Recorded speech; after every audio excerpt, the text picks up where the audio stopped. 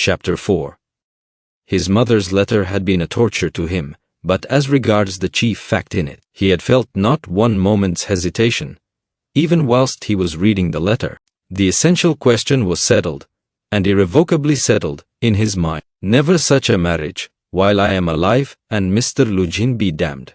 The thing is perfectly clear, he muttered to himself, with a malignant smile anticipating the triumph of his decision. No, mother, no, Dunia. You won't deceive me. And then they apologize for not asking my advice and for taking the decision without me. I dare say, they imagine it is arranged now and can't be broken off. But we will see whether it can or not. A magnificent excuse. Pyotr Petrovich is such a busy man that even his wedding has to be in post-haste, almost by express. No, Dunya, I see it all and I know what you want to say to me. And I know too what you were thinking about when you walked up and down all night, and what your prayers were like before the Holy Mother of Kazan who stands in Mother's bedroom. Bitter is the ascent to Golgotha. So, it is finally settled. You have determined to marry a sensible business man, Avdotia Romanovna, one who has a fortune, a man who holds two government posts, and who shares the ideas of our most rising generation, as Mother writes, and who seems to be kind, as Dunia herself observes. That seems beats everything. And that very Dunia, for that very is marrying him. Splendid, splendid, but I should like to know why Mother has written to me about our most rising generation, simply as a descriptive touch, or with the idea of prepossessing me in favor of Mr. Luzhin? Oh, the cunning of them! I should like to know one thing more, how far they were open with one another that day and night and all this time since. Was it all put into words, or did both understand that they had the same thing at heart and in their minds, so that there was no need to speak of it aloud, and better not to speak of it? Most likely it was partly like that. From Mother's letter it's evident he struck her as rude a little, and Mother in her simplicity took her observations to Dunia, and she was sure to be vexed, and answered her angrily. I should think so. Who would not be angered when it was quite clear, without any naive question, and when it was understood that it was useless to discuss it?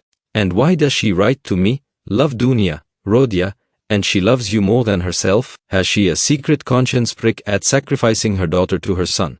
You are our one comfort, you are everything to us. Oh, Mother! His bitterness grew more and more intense, and if he had happened to meet Mr. Luzhin at the moment, he might have murdered him. Yes, that's true, he continued, pursuing the whirling ideas that chased each other in his brain. It is true that it needs time and care to get to know a man, but there is no mistake about Mr. Luzhin. The chief thing is he is a man of business, and seems kind.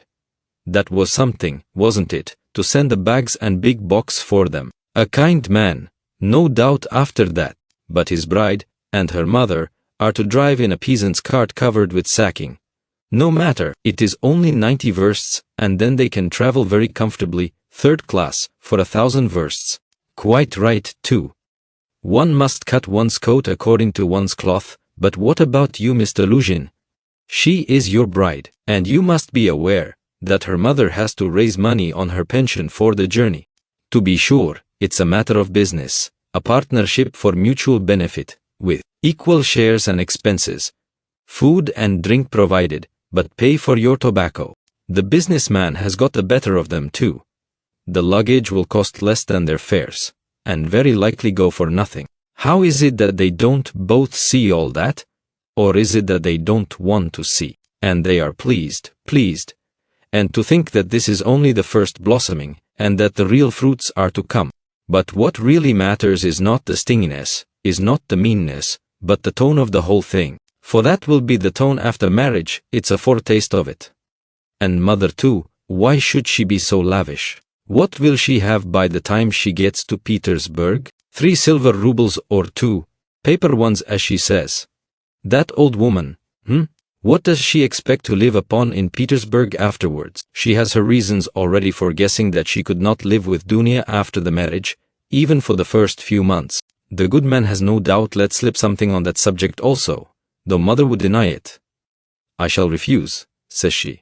On whom is she reckoning then? Is she counting on what is left of her 120 rubles of pension when Afanasy Ivanovich's debt is paid? She knits woolen shawls and embroiders cuffs, ruining her old eyes. And all her shawls don't add more than 20 rubles a year to her 120, I know that. So she is building all her hopes all the time on Mr. Lugin's generosity. He will offer it of himself, he will press it on me. You may wait a long time for that. That's how it always is with these Schilleresque, noble hearts.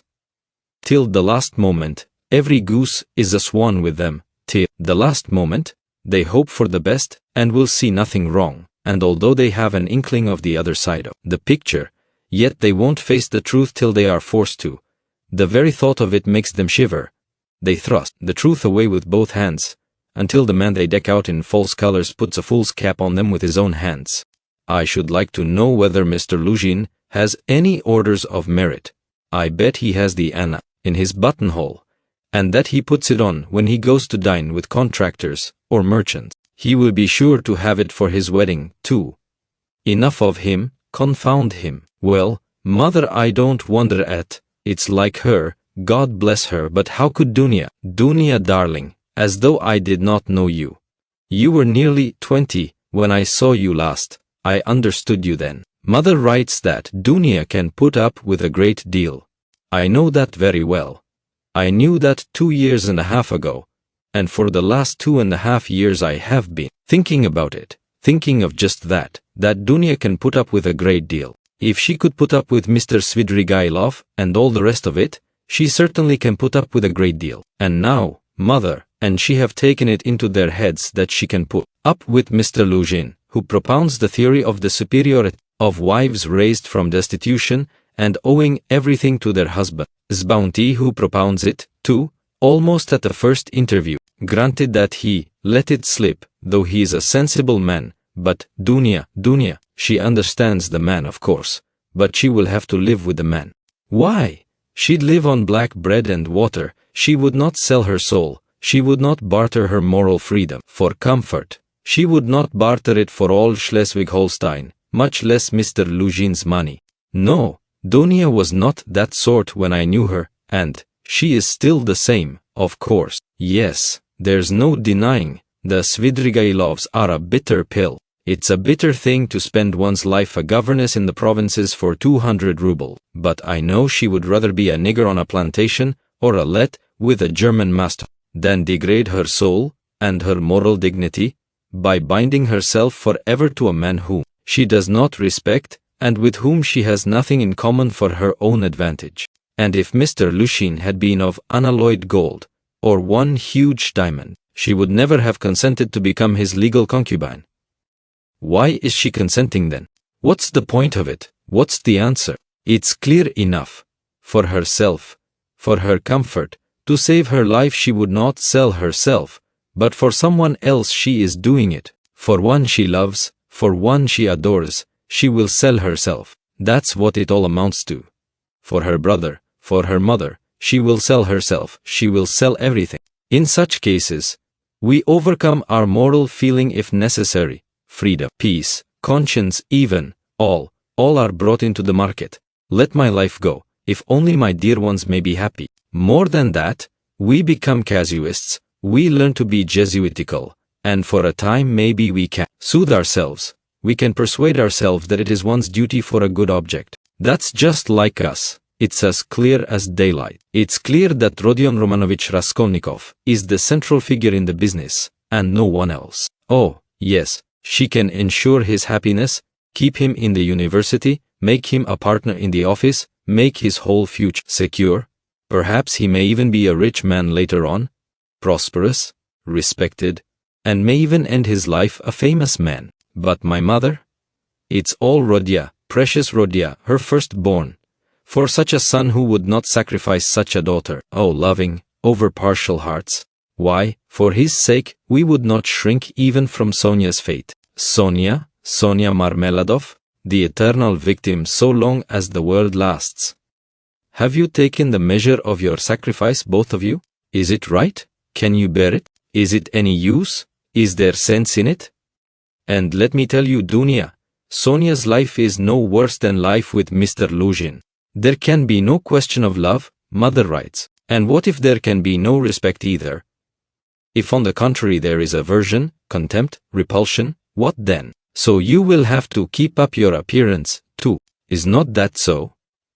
Do you understand what that smartness means? Do you understand that the Luzhin smartness is just the same thing as Sonia's, and maybe worse, viler, baser, because in your case, Dunya, it's a bargain for luxuries after all, but with Sonia it's simply a question of starvation. It has to be paid for, Dunya, this smartness. And what if it's more than you can bear afterwards, if you regret it? The bitterness, the misery, the curses, the tears hidden from all the world, for you are not a Marfa Petrovna. And how will your mother feel then? Even now she is uneasy, she is worried, but then, when she sees it all clearly, and yes, indeed, what have you taken me for? I won't have your sacrifice, Dunya. I won't have it, mother. It shall not be, so long as I am alive. It shall not. I won't accept it. He suddenly paused in his reflection and stood still. It shall not be. But what are you going to do to prevent it? You'll forbid it? And what right have you? What can you promise them on your side to give you such a right? Your whole life, your whole future, you will devote to them when you have finished your studies and obtained a post? Yes, we have heard all that before. And that's all words, but now? Now something must be done now, do you understand that? And what are you doing now? You are living upon them. They borrow on their 100 rubles pension. They borrow from the Svidrigailovs. How are you going to save them from Svidrigailovs, from Afanasy Ivanovich Vahrushin? Oh, future millionaire Zeus, who would arrange their lives for them, in another 10 years. In another 10 years, mother will be blind with knitting shawls, maybe with weeping too. She will be worn to a shadow with fasting. And my sister. Imagine for a moment what may have become of your sister in 10 years. What may happen to her during those 10 years? Can you fancy? So he tortured himself, fretting himself with such questions, and finding a kind of enjoyment in it. And yet all these questions were not new ones suddenly confronting him, they were old familiar aches. It was long since they had first begun to grip and rend his heart. Long, long ago his present anguish had its first beginnings. It had waxed and gathered strength. It had matured and concentrated until it had taken the form of a fearful, frenzied and fantastic question, which tortured his heart and mind, clamoring insistently for an answer. Now his mother's letter had burst on him like a thunderclap. It was clear that he must not now suffer passively, worrying himself over unsolved questions, but that he must do something, do it at once, and do it quickly. Anyway, he must decide on something, or else, or throw up life altogether. He cried suddenly, in a frenzy. Accept one's lot humbly as it is, once for all, and stifle everything in oneself, giving up all claim to activity, life and love. Do you understand, sir? Do you understand what it means when you have absolutely nowhere to turn? Marmeladov's question came suddenly into his mind, for every man must have somewhere to turn. He gave a sudden start. Another thought, that he had had yesterday, slipped back into his mind, but he did not start at the thought recurring to him, for he knew, he had felt beforehand, that it must come back. He was expecting it. Besides, it was not only yesterday's thought. The difference was that a month ago, yesterday even, the thought was a mere dream. But now it appeared not a dream at all. It had taken a new menacing and quite unfamiliar shape, and he suddenly became aware of this himself. He felt a hammering in his head, and there was a darkness before his eyes. He looked round hurriedly. He was searching for something. He wanted to sit down, and was looking for a seat. He was walking along the quay, boulevard. There was a seat about 100 paces in front of him. He walked towards it as fast he could. But on the way he met with a little adventure which absorbed all his attention. Looking for the seat, he had noticed a woman walking some 20 paces in front of him, but at first, he took no more notice of her than of other objects that crossed his path. It had happened to him many times going home not to notice the road by which he was going, and he was accustomed to walk like that. But there was at first sight something so strange about the woman in front of him that gradually his attention was riveted upon her, at first reluctantly, and as it were, resentfully, and then more and more intently. He felt a sudden desire to find out what it was that was so strange about the woman. In the first place, she appeared to be a girl quite young, and she was walking in the grey heat bareheaded and with no parasol or gloves, waving her arms about in an absurd way. She had on a dress of some light silky material, but put on strangely awry, not properly hooked up, and torn open at the top of the skirt, close to the waist. A great piece was rent and hanging loose. A little kerchief was flung about her bare throat, but lay slanting on one side. The girl was walking unsteadily, too, stumbling and staggering from side to side. She drew Raskolnikov's whole attention at last. He overtook the girl at the seat, but, on reaching it, she dropped down on it, in the corner. She let her head sink on the back of the seat, and closed her eyes, apparently in extreme exhaustion. Looking at her closely, he saw at once that she was completely drunk. It was a strange and shocking sight. He could hardly believe that he was not mistaken. He saw before him the face of a quite young, fair-haired girl, 16, perhaps not more than 15 years old. Pretty little face, but flushed and heavy-looking and, as it were, swollen. The girl seemed hardly to know what she was doing. She crossed one leg over the other, lifting it indecorously, and showed every sign of being unconscious that she was in the street. Raskolnikov did not sit down, but he felt unwilling to leave her, and stood facing her in perplexity. This boulevard was never much frequented. And now, at 2 o'clock, in the stifling heat, it was quite deserted. And yet on the further side of the boulevard, about 15 paces away, a gentleman was standing on the edge of the pavement. He, too, would apparently have liked to approach the girl with some object of his own. He, too, had probably seen her in the distance and had followed her, but found Raskolnikov in his way. He looked angrily at him, though he tried to escape his notice, and stood impatiently, biding his time, till the unwelcome man in rags should have moved away. His intentions were unmistakable. The gentleman was a plump, thickly set man, about 30, fashionably dressed, with a high color, red lips and moustaches. Raskolnikov felt furious. He had a sudden longing to insult this fat dandy in some way. He left the girl for a moment, and walked towards the gentleman. "Hey, you Svidrigailov! What do you want here?" he shouted, clenching his fists and laughing, spluttering with rage. "What do you mean?" the gentleman asked sternly, scowling in haughty astonishment. "Get away, that's what I mean. How dare you, you low fellow!" He raised his cane. Raskolnikov rushed at him with his fists, without reflecting that the stout gentleman was a match for two men like himself. But at that instant someone seized him from behind, and a police constable stood between them. "That's enough, gentlemen, no fighting, please, in a public place. What do you want? Who are you?" he asked Raskolnikov sternly, noticing his rags. Raskolnikov looked at him intently. He had a straightforward, sensible, soldierly face, with grey moustaches and whiskers. "You are just the man I want," Raskolnikov cried, catching at his arm. "I am a student, Raskolnikov, you may as well know that too," he added, addressing the gentleman. "Come along, I have something to show you." And taking the policeman by the hand he drew him towards the seat.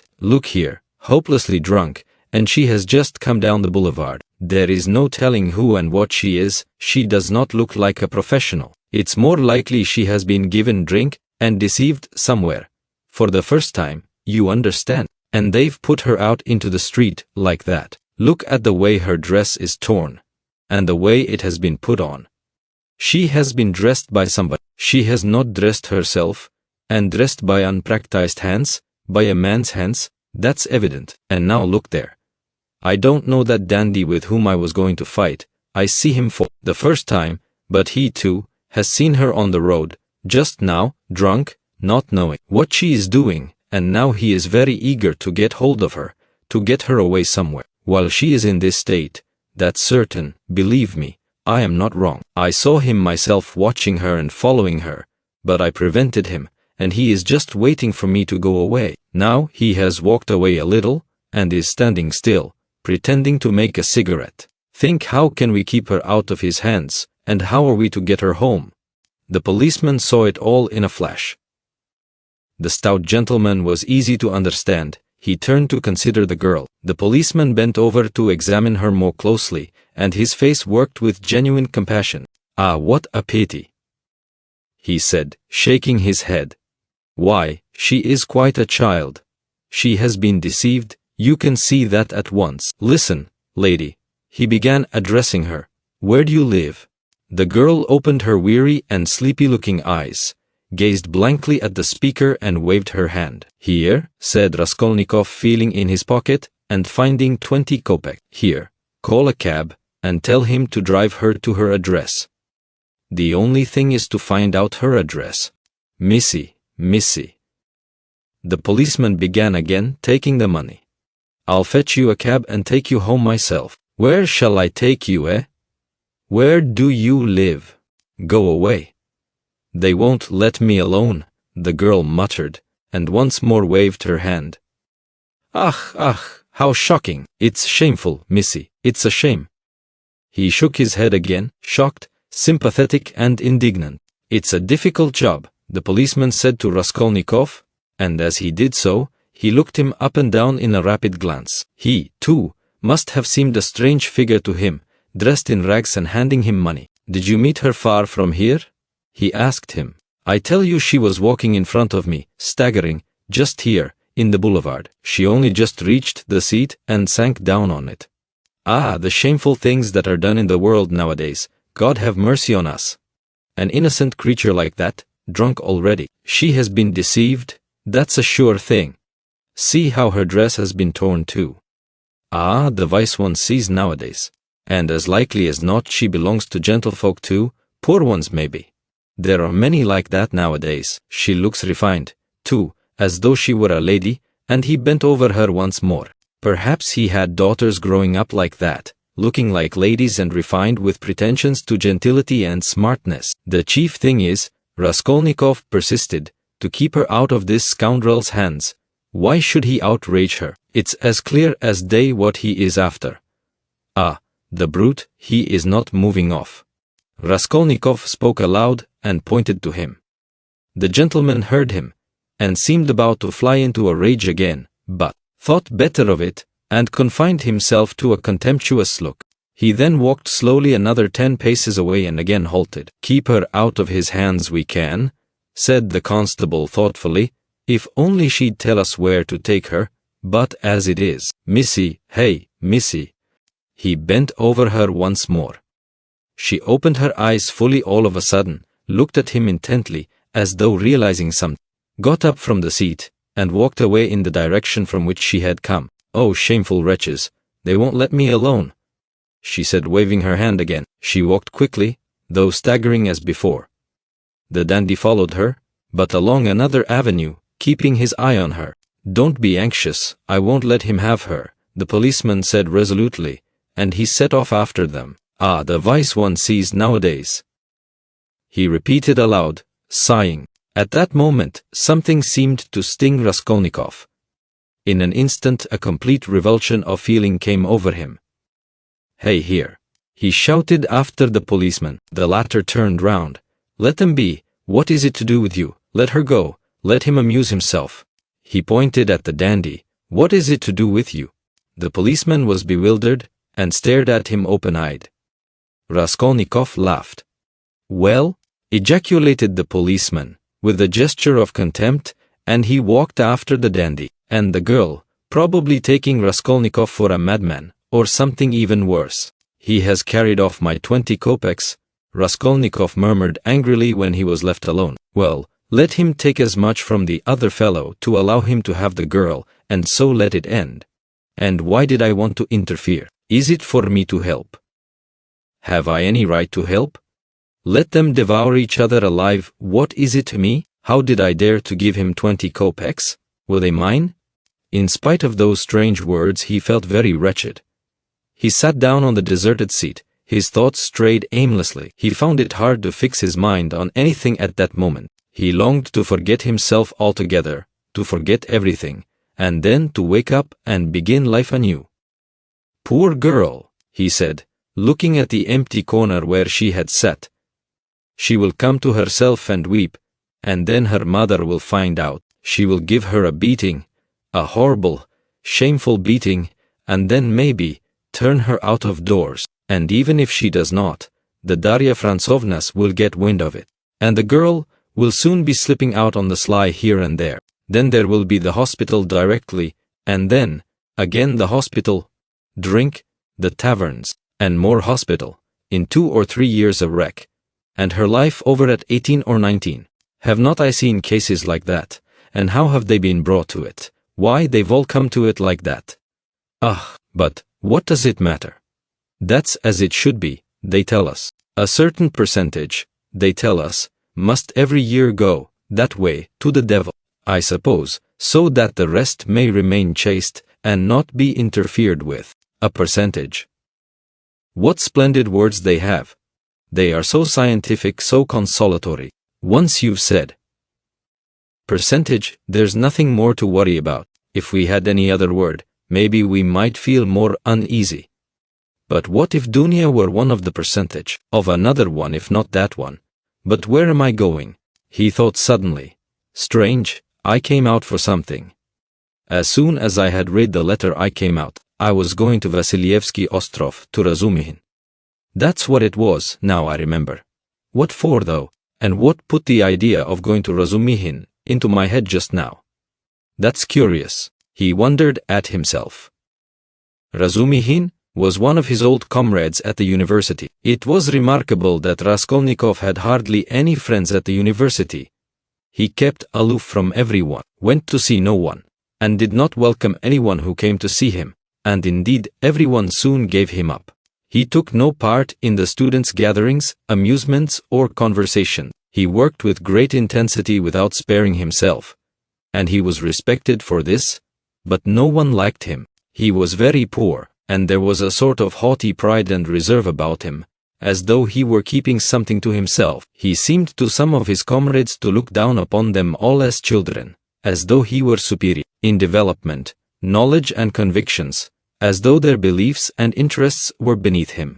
With Razumihin he had got on, or, at least, he was more unreserved and communicative with him. Indeed, it was impossible to be on any other terms with Razumihin. He was an exceptionally good-humored and candid youth, good-natured to the point of simplicity, though both depth and dignity lay concealed under that simplicity.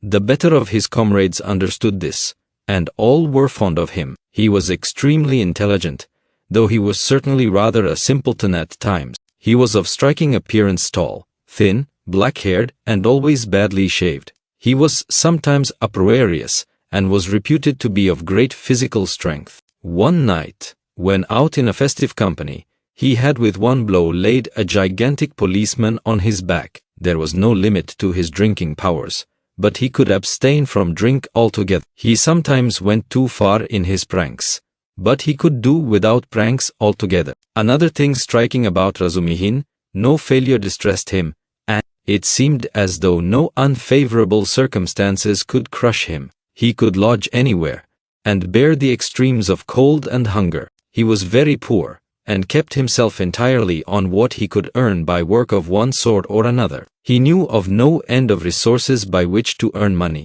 He spent one whole winter without lighting his stove, and used to declare that he liked it better, because one slept more soundly in the cold. For the present he too had been obliged to give up the university, but it was only for a time, and he was working with all his might to save enough to return to his studies again.